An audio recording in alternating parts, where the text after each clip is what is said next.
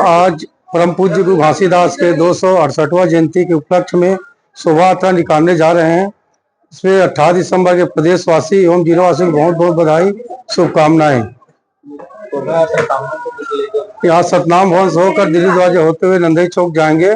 नंदई चौक से होके मानव मंदिर से होके वापस सतनाम भवन आएंगे। शोभा यात्रा में कहाँ से लोग जा रहे हैं? शोभा यात्रा में यहाँ से पूरा राजनंदगांव जिला के लोग आए हैं, पूरा आए हैं। इसमें लेडीज माता एवं बहनों पूरा जने आए हैं। इसमें शुभ नाम युवराज ढेरे, जिला अध्यक्ष राजनांदगांव।